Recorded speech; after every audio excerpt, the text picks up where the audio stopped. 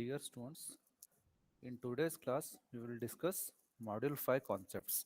So in the Module 5 you will be studying for the electric motors like synchronous motors and other motors. Now let us see the syllabus for Module 5. Coming to the synchronous motor part, you will be studying for principle of operation, phasor diagrams, torque and torque angle, Blondel diagram, effects of change in load, effect of change in excitation, V and inverted V curves, synchronous condenser, hunting and damping, methods of starting synchronous motors. So all these are the concepts what you are going to study from synchronous motor. Coming to the other motors means special motors which will be coming in electrical machines. Those are you are going to study for other motors the concepts like construction and operation of universal motor, AC servo motor, linear induction motor and stepper motor. So this is the syllabus for your module 5 for synchronous motor and other motors. So if you see your final VTU exam question paper, one full question will be asked from synchronous motor and the choosing one more question will be completely asked on other motors.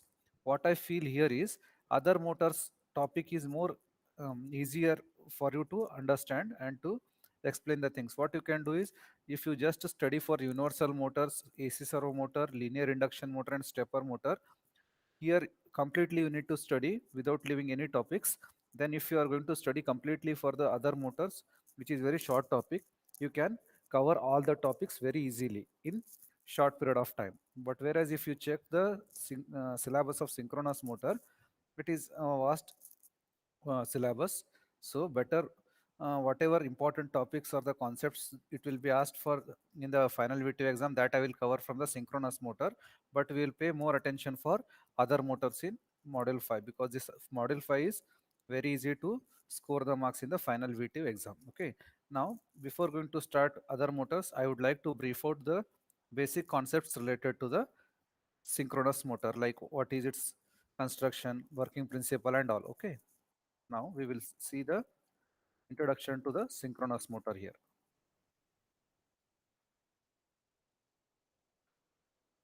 Introduction to the synchronous motors. Now let us hear. We have seen the features of the three-phase alternator. So here already we have studied for synchronous alternator. So synchronous alternator means simply it is the generator which is going to convert mechanical energy into electrical energy, which is rotating all the time at synchronous speed.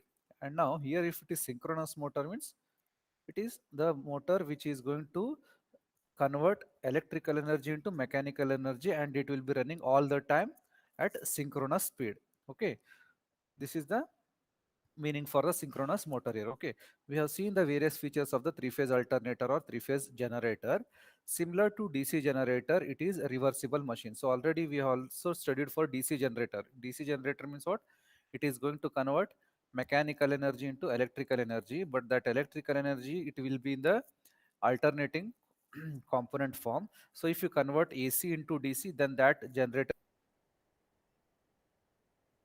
to that is your synchronous motor. Okay, if a three-phase supply is given to the stator of the three-phase alternator, it can work as a motor. So now if we give the power supply to the three-phase alternator, means input is electrical, then it is going to act as a motor, thereby giving mechanical output as the mechanical energy as the output. Okay, as it is driven at synchronous speed, it is called synchronous generator. So the alternator which is running at the synchronous speed, it is called a synchronous generator or synchronous alternator. For the same synchronous generator or the alternator, if we supply three-phase AC supply to the stator windings, then it is going to act as a motor by converting electrical energy into mechanical energy and running all the time at synchronous speed irrespective of the loading condition. Okay, so if alternator is run as a motor, it will operate at a synchronous speed. As the name says, if the alternator it is made to act as a motor and it will be always running at a constant or the synchronous speed. Okay, such a device which converts an electrical energy into mechanical energy running at synchronous speed is called synchronous motor. So the motor which is running at synchronous speed by converting electrical energy into mechanical energy all the time running at synchronous speed, such a motor we call it as synchronous motor. Synchronous motor works only at synchronous speed and cannot work at a speed other than the synchronous speed. So all the time it will be running at synchronous speed only. It will not run at the speed other than synchronous speed. Okay. Its speed is constant irrespective of load. No doubt its speed changes for an instant at the time of loading. So all the time it will be running at the synchronous speed only, but only at the time of loading condition because of slight fluctuations in the loading condition. During that instant of time, you can observe there is a slight changes in the speed. Okay, so this is all about introduction related to the synchronous motor. Now let us see the rotating magnetic field related to the synchronous motor. Okay, rotating magnetic field or RMF. It is seen in the last chapter that when a set of three-phase winding is excited by polyphase AC supply, then the resultant flux has constant magnitude and its axis rotates in space without physically rotating the winding. So already it is well known to us in the case of three-phase induction motor. This we have studied for RMF. So whenever we provide AC supply to the stator, RYB, then it is going to produce the stator flux which is having constant amplitude, and it will be running at a constant what is that magnitude and amplitude, and it will be rotating in the space without physically rotating the windings will not be rotating, but those windings they are going to produce the flux which is rotating in the space having constant speed, constant magnitude. Okay, the speed at which rotating magnetic field rotates depends on the number of poles p. So what is the flux, whatever the flux it is produced by the stator, which we call it as rotating magnetic field. So the speed at which this RMF will be rotating, it all depends upon the number of the poles p. Okay, number of poles p of the winding and frequency f of the polyphase AC supply used to excite the three-phase windings. So this relation is given by, so speed of the three-phase induction motors, sorry, rotating magnetic field of the synchronous motor is given by ns is equal to same equation 120 f by p, where f is for the frequency and p is for number of poles. P is for number of poles and its unit is rpm. So here, in order to produce the rotating magnetic field, we are going to supply the AC supply to the stator three-phase field winding, three-phase windings, such that it is going to produce the stator flux which is having constant magnitude and amplitude, and it will be rotating at synchronous speed ns given by the formula 120 f by p, but it is not physically rotating the windings. Okay, try to understand. Now let us see the direction of this rotating magnetic field, RMF. The direction of the rotating magnetic field is always from the axis of the leading phase of the three-phase winding towards the lagging phase of the winding. So here you can see that direction of the RMF is always from the axis of the leading phase of the three-phase winding towards the lagging phase of the winding. So its direction will start from leading phase, then it moves to the uh, lagging phase of the three-phase winding. Okay, in the above example, above, the phase sequence is 1 2 3. Above means this diagram 1 2 3, that is phase 1 leads 2 by 120-degree and phase 2 leads 3 by 120-degree. So rotating magnetic field rotates from axis 1 to axis 2, axis of 2, and then to axis of 3 in the clockwise direction as seen in the above. So this is the direction of the rotating magnetic field which will be rotating in with the phase sequence r y b. So r leads to y by an angle of 120 degrees. Similarly, y leads to an angle to the phase angle of b with respect to 120 degrees. So altogether this will be having clockwise phase sequence r y b. Okay, it will be having clockwise phase sequence in this case. So rotating magnetic field rotates from axis of 1 to axis of 2 and then to axis of 3, that is in clockwise direction as shown in this above figure. Okay, this direction can be reversed by changing any of the two terminals of the three-phase winding while connecting two while connecting them to three-phase AC supply. So if suppose I want to convert the phase sequence that is which is earlier in the clockwise direction, that is RYB, if I want to achieve anti-clockwise direction, then what we are supposed to do, we need to interchange any of the two terminals, uh, any of the two terminals from the power supply lines, such that now the direction of the rotating magnetic field which was earlier in the clockwise direction, it gets changed to the anti-clockwise direction, it gets changed to the anti-clockwise direction. Okay, so you need to change any of the two terminals.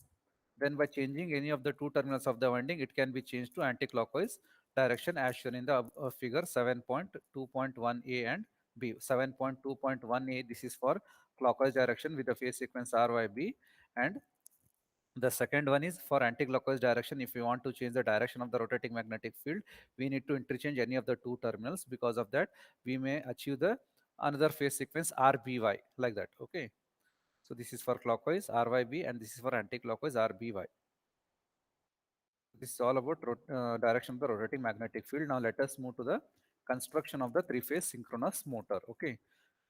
Similar to DC machine, where there is no constructional difference between a generator and motor, there is no difference between the construction of synchronous motor and alternator, both being the synchronous machines. So now already we know that the construction of DC machine, as well as the in the case of DC machines, generator and motor, DC generator or DC motor, both they are having almost all same constructional features. Okay, they are having same constructional features, and there is no much a difference. Similar to that, there is also no difference between the construction of synchronous motor and alternator, because both they are synchronous machines only. The synchronous machine might be synchronous generator or synchronous motor, depending upon what output you are getting from the machine. Okay.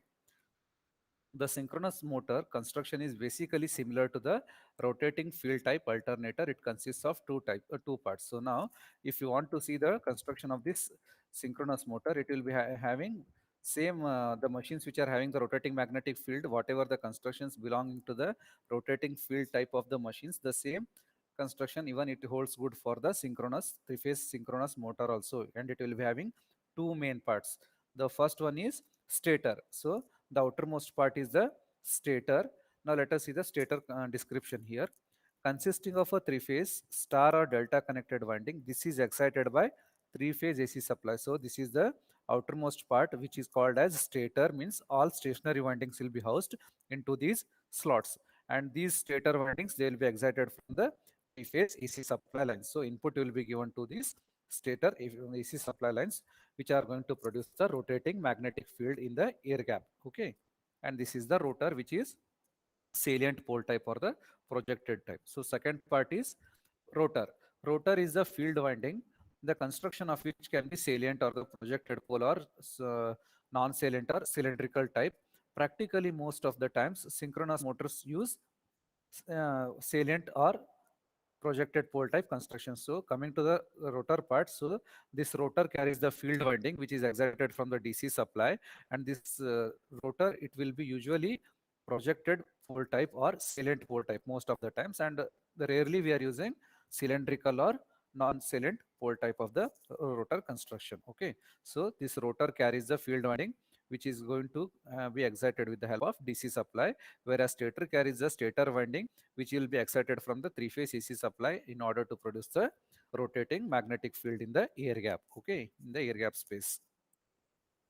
So then the field winding is excited by the separate DC supply through the slip ring. So this is the field winding which is wound onto the rotor, and this will be excited from the DC supply with the help of slip rings. Okay, so this is all about schematic representation of the three-phase synchronous motor. So this is the diagram which represents three-phase synchronous motor having different parts like stator winding, and this is three-phase supply given to the stator windings. Then this is the rotor, which is salient pole type, and this rotor carries the field winding which is excited from the DC supply lines. So this is all about schematic representation of three-phase synchronous motor. Okay. The question will be asked like explain the construction of three-phase synchronous motor. Okay. So this is all about constructional part of three-phase synchronous motor. Okay. Now, after having the look over construction, now let us see the principle of working of synchronous motor. How this synchronous motor will be working, on what principle it is working. Okay. Synchronous motor works on the principle of magnetic locking. So now let us see what is this magnetic locking. Okay.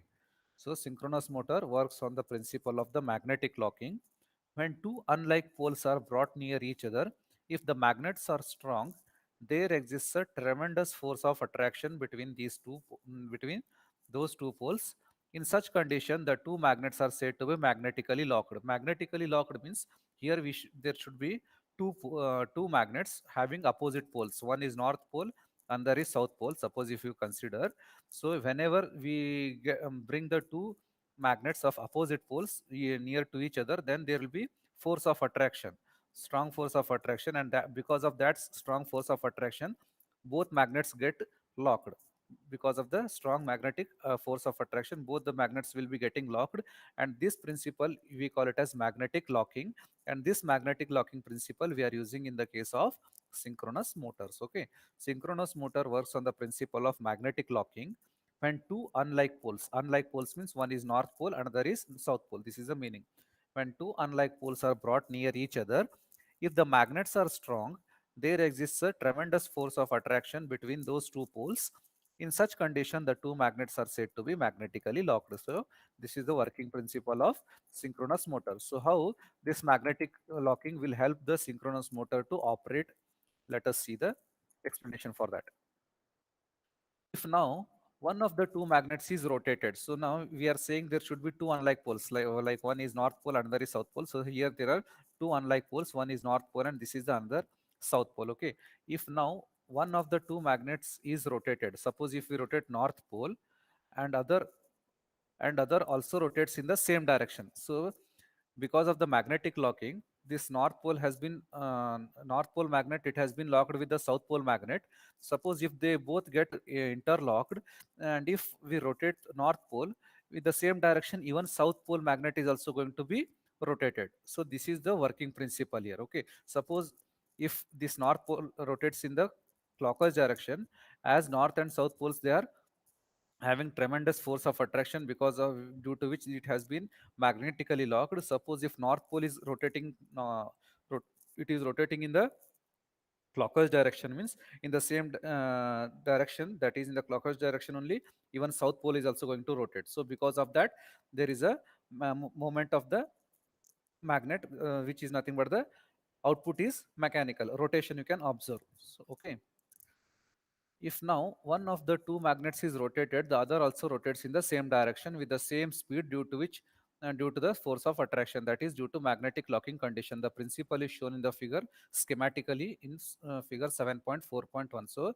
this figure 7.4.1 represents principle of magnetic lockings, where we are having two unlike poles like north and south pole. Because of the tremendous force of attraction, both have got interlocked, magnetically interlocked.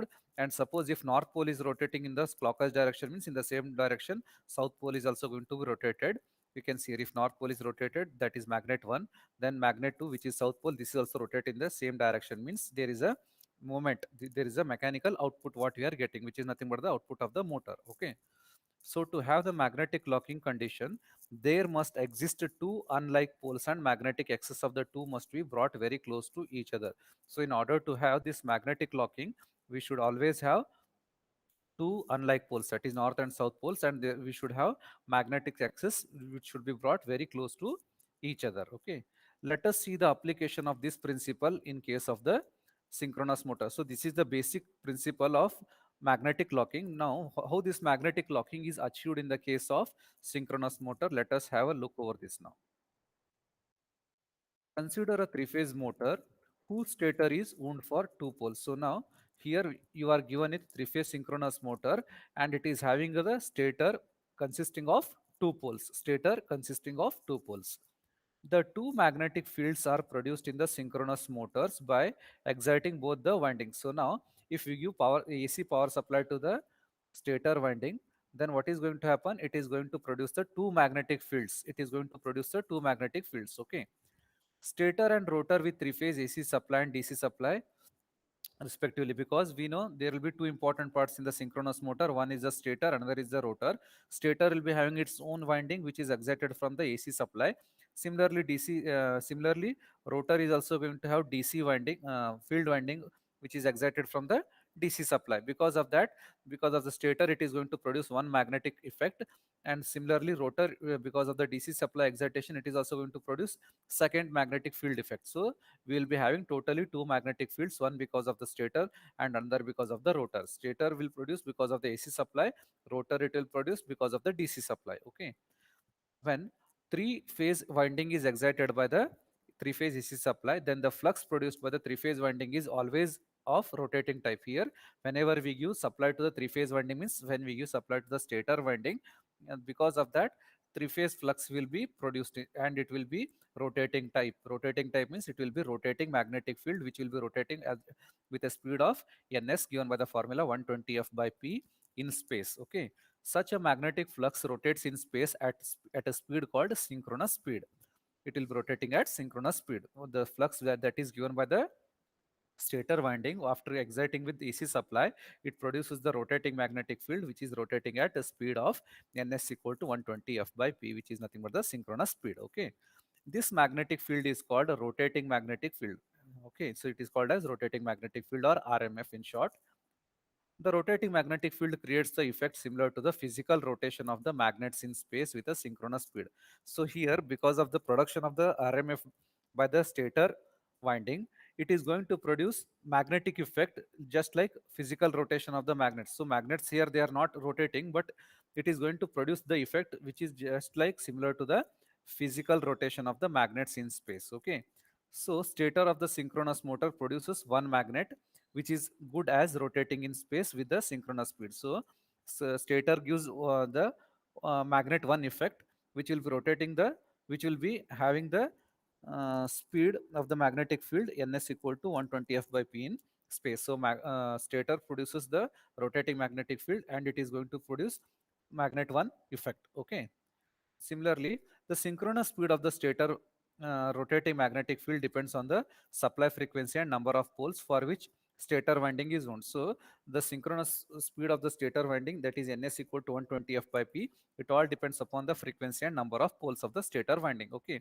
if the frequency of the AC supply is f hertz and stator wound is for p poles, then the speed of the rotating magnetic field is given by synchronous speed ns equal to 120 f by p. If you want to calculate the speed of the rotating magnetic field produced by the stator, then it is given by the formula ns equal to 120 f by p, where f stands for the frequency in hertz and p are the number of stator poles, and the speed of unit is rpm, revolutions per minute. Okay, now in this case, as stator is wound for two poles with frequency f equal to 50 hertz, the speed of the rotating magnetic field will be 3000 rpm. Suppose if f equal to 50 hertz and it is having poles p equal to 2, then speed will be 3000 rpm. Okay, this effect is similar to the physical rotation of two poles with a speed rpm. So this effect is similar to to the poles having two poles with a speed uh, of ns rpm. Okay,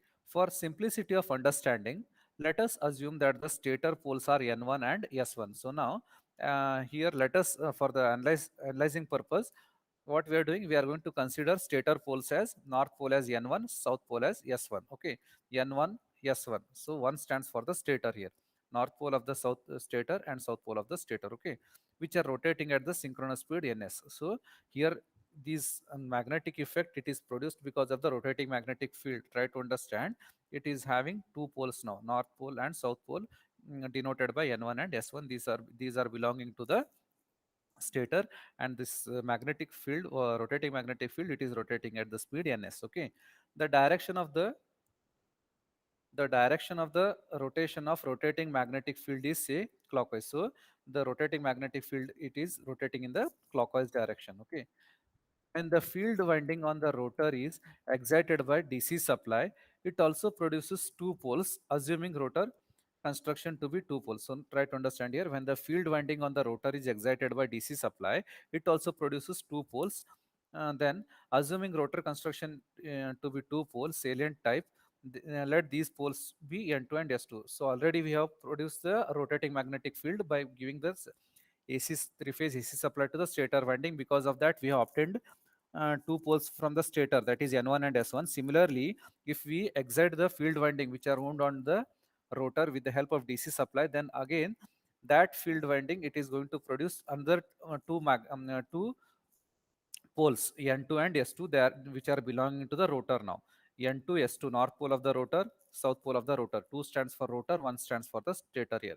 So altogether we are having two poles from the stator, that is N1, S1, because of giving power supply, AC power supply to the stator winding. Similarly, the other two poles belonging to the rotor, that is N2 and S2 because of exciting field winding with the help of DC supply wound on the rotor. So totally N1 S1 belongs to stator, N2 S2 belongs to the rotor. So two poles from stator and two poles from rotor. Okay.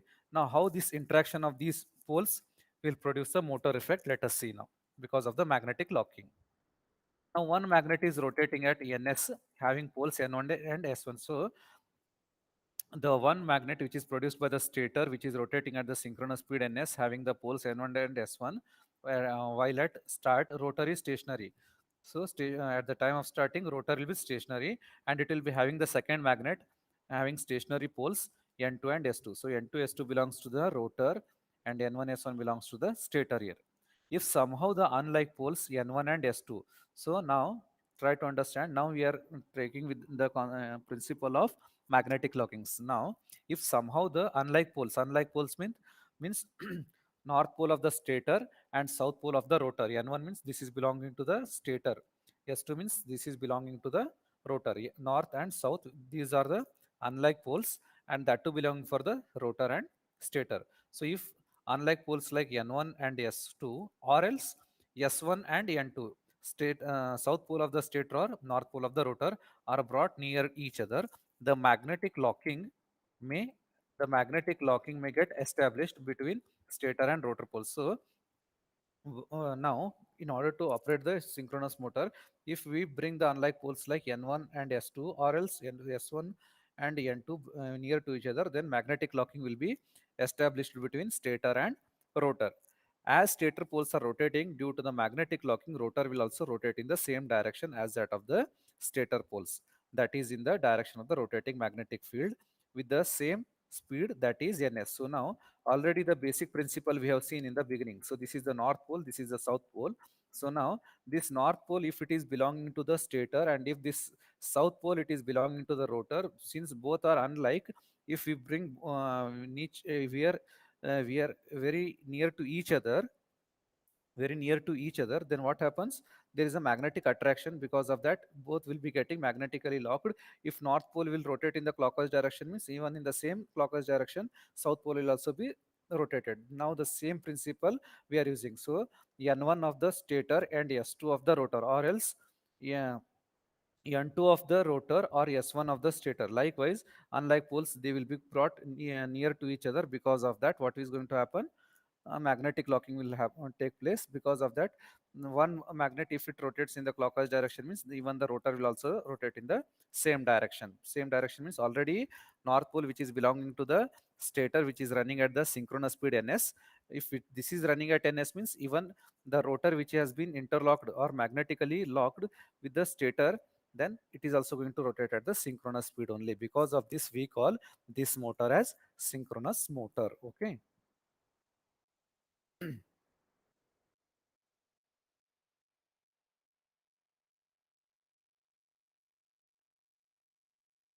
If somehow the unlike poles N1 and S2 or S1 and N2 are brought to each other, the magnetic locking may get established between stator and rotor poles. As stator poles are rotating due to magnetic locking, rotor will also rotate in the same direction as that of the stator poles, that is in the direction of the rotating magnetic field with speed ns. Okay, hence a synchronous motor rotates at one and only one speed. So if stator, we always know that stator will be having rotating magnetic field running at the synchronous speed. If the same rotor which is getting magnetically locked with the stator rotating magnetic field, then obviously rotor will also rotate at the same synchronous speed only. Because of that, this reason only we call this motor as synchronous motor, which is always running at the synchronous speed. Okay, but this all depends on the existing of magnetic locking between stator and rotor poles. So always there should be magnetic locking between stator and rotor poles. Okay, practically it is not possible for stator poles to pull the rotor poles from their stationary position into magnetic locking condition. So now, in order to achieve the magnetic locking, we are bringing two unlike poles near to each other. And if rotor north pole is rotating in the sorry if stator north pole is rotating in the clockwise direction, means because of the magnetic locking, rotor will also rotate in the same direction. Okay, but practically it is not possible for stator poles to pull the rotor poles from their stationary position into magnetic locking conditions. So usually stator flux will be rotating, that is RMF is rotating at ns position, but at the time of starting rotor will be at stationary. So it is not possible for the stator to uh, get magnetically coupled with the rotor from its resting condition, and then to pull to the magnetic locking condition. Why it is not possible? Let us see.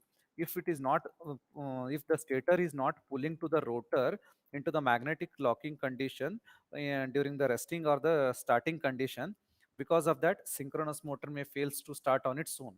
So why this synchronous motor will fails to start on its own at the time of starting? Let us see now. Okay, hence synchronous motors are not self-starting. Let us see the reason behind this in detail. So practically it is not possible for stator poles to pull the rotor poles from their stationary position into the magnetic locking condition. So stator will not drive the rotor and get magnetically locked from the stationary position. Why it is not possible? Let us see. Because of this drawback, what is going to happen? Synchronous motors are not self-starting. Let us see the reason behind this in detail. So so whatever we have seen, this is all about working principle that is magnetic locking, and how the magnetic locking principle we are using for working the or operating of the synchronous motor. And now we will see why synchronous motors they are not self starting. Okay, now we will see why synchronous motors they are not self starting. The question will be asked on this explain why synchronous motors are not self-starting. Hope you can see how many number of times this question has been appeared in the final VTU exam. Why synchronous motor is not self-starting? Let us see the description for this. Consider the rotating magnetic field as equivalent to the physical rotation of the two stator poles N1 and S1. So now this is the stator and this is the rotor. Stator it is having the poles N1 and S1. This is created because of giving the power supply to the stator winding. It is created because of the power supply given to the stator winding, that is two poles N1 and S1 belonging to the stator. Consider an instant when two poles are at such a consider an instant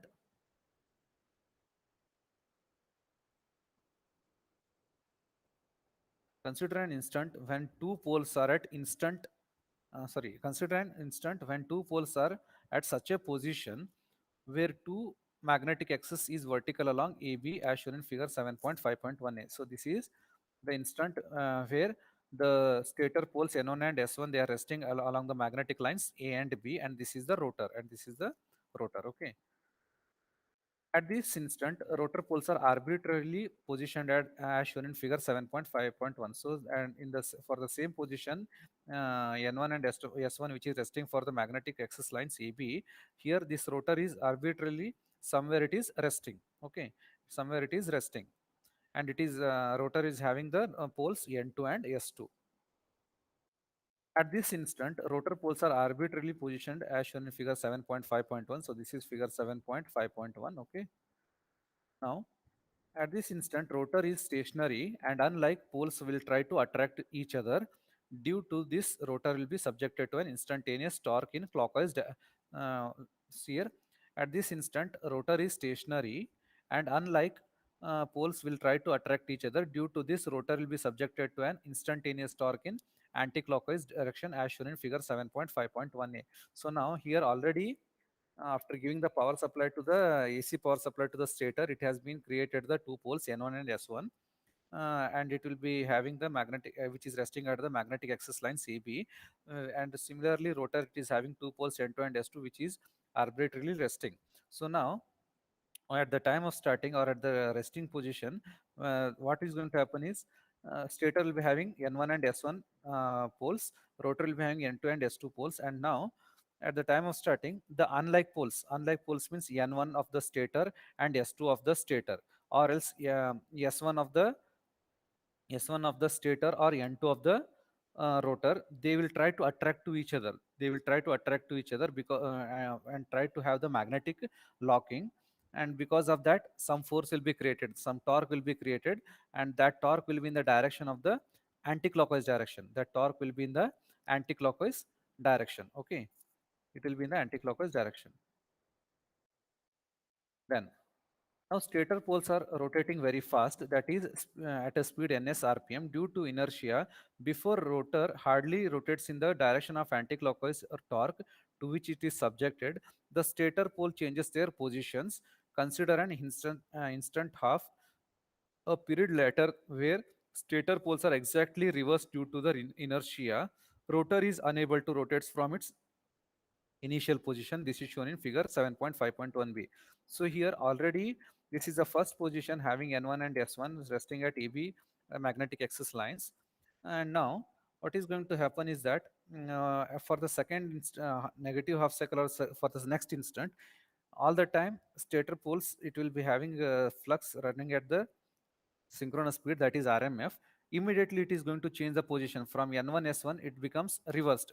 It changes to S1 and N1, and now the unlike poles of the rotor which are subjected for the anti-clockwise torque, which are trying to move in the anti-clockwise direction. Suddenly what happens if the stator poles changes from N1 to S1 and S1 to N1, the rotor which was earlier trying to move in the anti-clockwise direction, the rotor which was trying to move in the anti-clockwise direction, because of sudden change in the poles, in the stator poles, then it is going to experience the torque in the opposite direction. It is going to experience the torque in the opposite direction, or opposite means clockwise direction. Because of that, this rotor will try to change the direction now, but because of the own inertia of this rotor, it will fails to change the direction from anti-clockwise to the clockwise. So net effect whatever it is experiencing from anti-clockwise to clockwise direction, if it is want no, if it is willing to change the direction, then inertia of the rotor will not allow the rotor to rotate. Because of that, this net force or the net torque experienced by the rotor will be zero. If torque is zero, then rotor fails to rotate, then then synchronous motor fails to rotate. Okay, due to the inertia, before the rotor hardly rotates in the direction of the anticlockwise torque to which it is subjected, the stator pole changes their positions. Consider an instant of the period later where stator poles are exactly reversed due to the inertia. Rotor is unable to rotate from its initial position. So all the time, the stator poles which are running at synchronous speed, it will be very fast. Because of that, this N1 and S1, it will be keeps on changing. First it will be N1 S1, then it will be S1 N1. So by the time the rotor will be experiencing the torque in one direction, and if it is willing to change its direction, then automatically the inertia of the rotor will not allow the rotor to move. Because of that, the rotor will not rotate and the synchronous motor will not start on its own. So all the time this N1 position change of N1 and S1 will be keeps on changing at rapid rate. Because of that, the rotor will not uh, try to change the direction, and it will try to remain at the same position because of the inertia of the rotor. Because of that, synchronous motor will not start on its own. At this instant, due to the unlike poles trying to attract each other, the rotor will be subjected to a torque in clockwise direction. This will tend to rotate rotor in the direction of the rotating magnetic field. But before this happens, stator pole again change their positions, reversing the direction of the torque exerted on the motor on the rotor. So for the first instant here, rotor is trying to rotate in the anti-clockwise direction because of N1 and S1 stator position poles. But suddenly, because of the change in the poles, S1 and stator poles from N1 to S1 and S1 to N1, at this period of time, rotor experiences the torque in the clockwise direction. And if it tries to change in the to the anti-clockwise to clockwise, then suddenly once again the stator pole changes to N1 and S1. So it is just like a confusion for the rotor, what direction it has to follow. So because of that, there will be some inertia of the own rotor itself, which will not allow the rotor to rotate either in the clockwise or in the anti-clockwise direction. So the net torque or the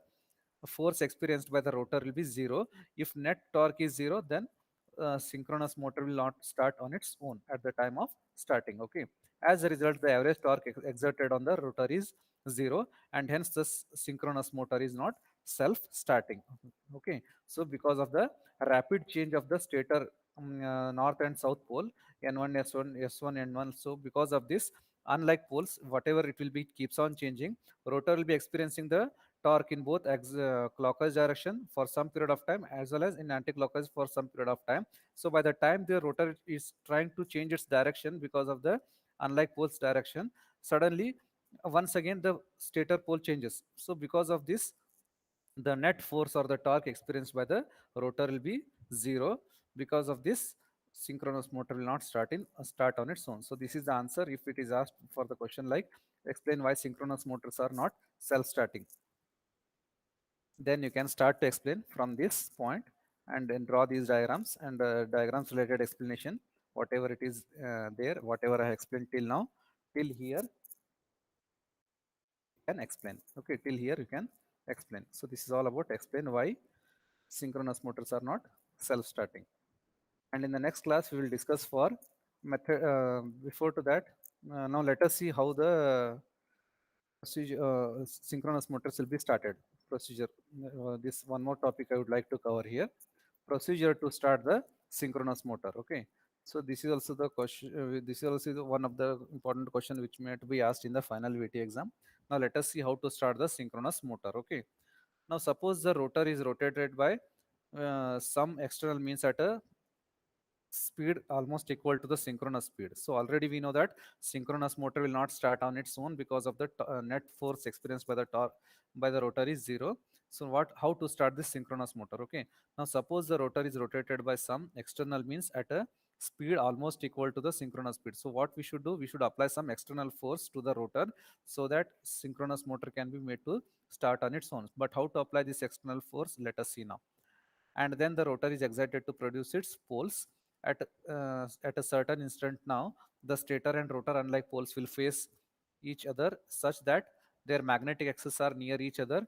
Then the force of attraction between the two pulls both of them into magnetic locking condition. So now here we are trying to create the two poles from the stator and two poles from the rotor. Because of the unlike poles, uh, there will be magnetic locking which will allow the synchronous motor to rotate in clockwise or in the anti-clockwise direction. But how to create this one, now let us see. Once magnetic locking is established, the rotor and stator poles continue to occupy the same relative position. So once magnetic locking is achieved, then rotor or the stator will rotate in the same direction, either it might be clockwise or in the anti-clockwise direction with same relative positions. Due to this, rotor continuously experiences a unidirectional torque in the direction of the rotating magnetic field. So, because of this, as rotor is magnetically coupled with the stator, so whatever the direction of the stator RMF will be there, the same will be the direction for the rotor also because of magnetic locking. Hence, rotor rotates at the synchronous speed and is said to be in synchronism with the rotating magnetic field. This the external device used to rotate rotor near synchronous speed can be removed once synchronism is established. So external device, whatever it is used to provide the synchronous here, the external device used to rotate rotor near synchronous speed can be removed once synchronism is achieved. So whatever the external device we are using for rotating the rotor, once synchronism is achieved, then we can disconnect that external device from the rotor. Okay, the rotor then continues its rotation at ns due to the magnetic locking. Okay, then rotor will be continuously running at speed ns because of the magnetic locking. This is the reason why synchronous motor runs at synchronous speed and does not rotate at any speed other than synchronous, because already rotor has been interlocked magnetically, locked with the stator. As stator rotating magnetic field runs at synchronous speed, that is ns equal to 120 f by p. Because of this reason only we call this motor as synchronous motor, which will be always running at the synchronous speed irrespective of the loading condition. Okay, this operation is shown in figure 7.6.1a and b. So this working operation is shown in figure what is that, 7.6.1 a and b. So for the first figure, the unlike poles are stator north pole N1, rotor south pole N2. So these will be brought each other. Because of that, strong magnetic attraction force will take place and magnetic locking will be achieved. Because of this, rotor gets magnetically locked with the stator. Because of that, rotor will be running all the time in the clockwise direction. Okay, now let us see what is the This is the diagram for unidirectional torque experienced by the rotor. So here, whatever the torque it is experienced by the rotor, it will be in the same one direction, that is unidirectional. This is clockwise direction. It is necessary to keep the field winding, that is rotor, excited from the DC supply to maintain the magnetic locking as long as motor is operating. So always there should be stator poles N1 and S1. Similarly, there should be rotor poles N2 and S2. So if I want to create this N2 and S2 rotor poles, there should be magnetic excitation should be there, which is provided by the DC supply. Okay. So a general procedure to start synchronous motor can be stated as. So how to start this synchronous motor? How to uh, how to start the synchronous motor? Now let us see. Okay.